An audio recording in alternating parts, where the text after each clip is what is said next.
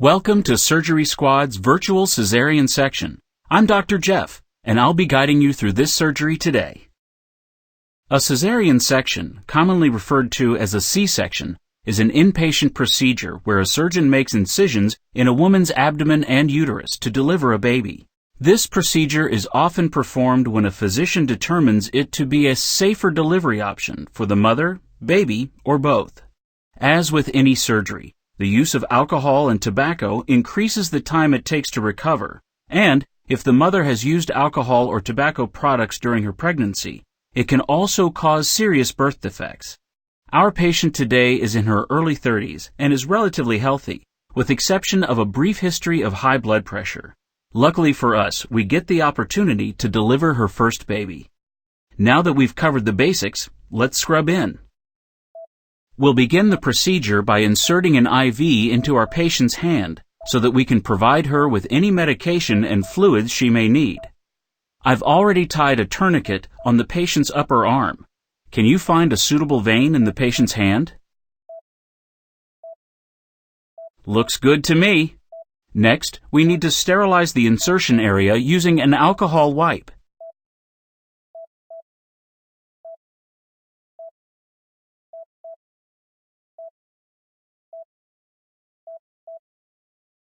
Now that the area is disinfected, it's time to insert the needle and advance the angiocatheter into the vein. Take a stab at it.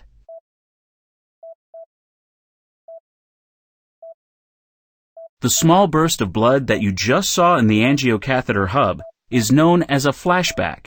This lets us know that the angiocatheter is correctly positioned in the vein. Now I'll release the tourniquet. While applying gentle pressure over the vein to collapse it, you can remove the needle. This will reduce the amount of blood that may pour out of the angiocatheter while the needle is removed. Once you remove the needle, I'll properly dispose of it in a sharps container.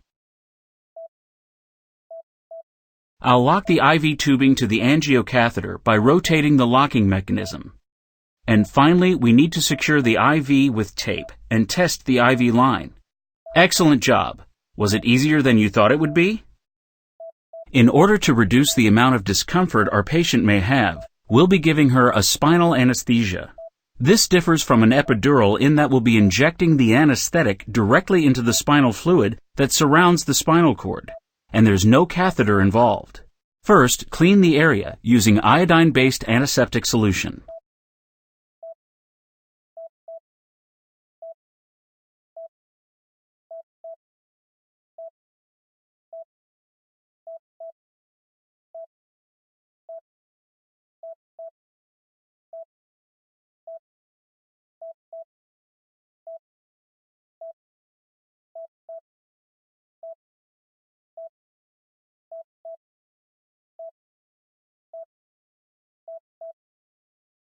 Next, we'll inject a local anesthetic to decrease the pain the patient will feel when we inject the spinal anesthetic.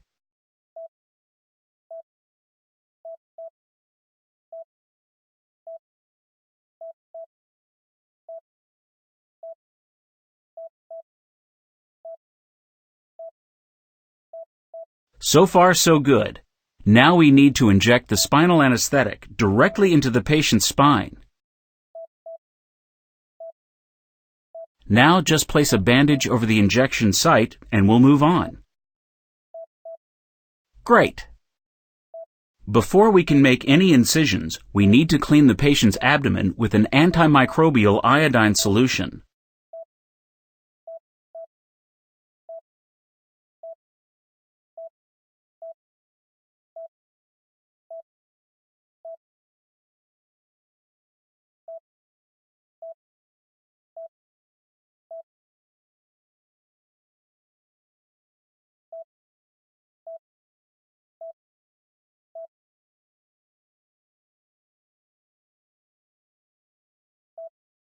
Now use the scalpel to make the abdominal incisions. As the incisions are made, you'll need to separate the layers of tissue, fat, and muscle. Are you ready?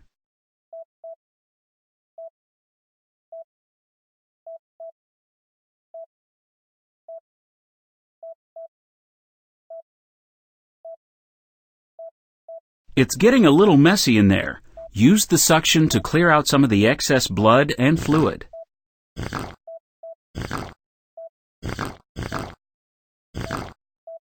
Insert the retractor to push down the patient's bladder.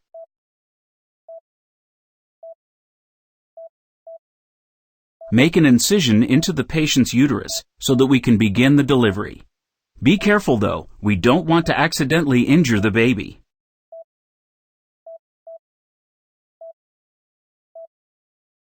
We're almost there. Sometimes a surgeon will need to use forceps to help the baby out, but not in this case. The next step is to apply pressure around the baby's head to assist us in removing the baby from.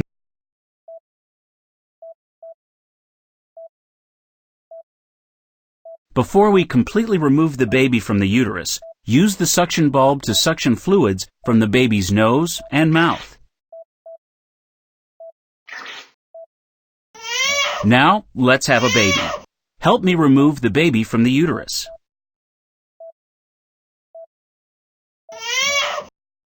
Excellent, but we're not done yet.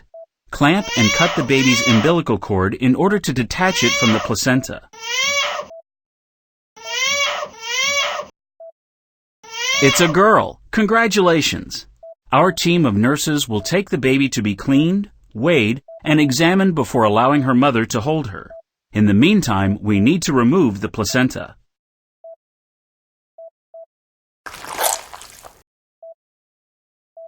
To finish up, we'll need to close the incision sites.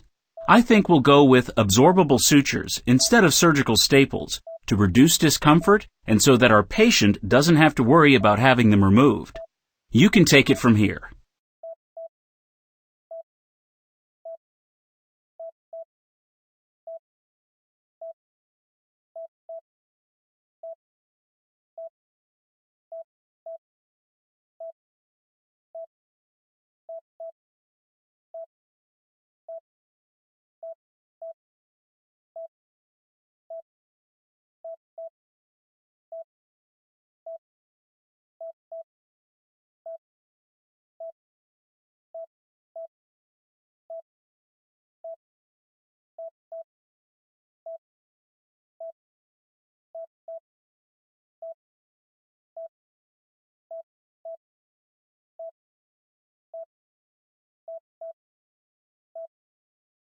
You did an amazing job. Now, the recovery process begins. Since it may take a while for our patient to recover from the surgery, her physician recommended that she plan ahead by getting people to help her with daily tasks, such as grocery shopping, cleaning the house, or yard work.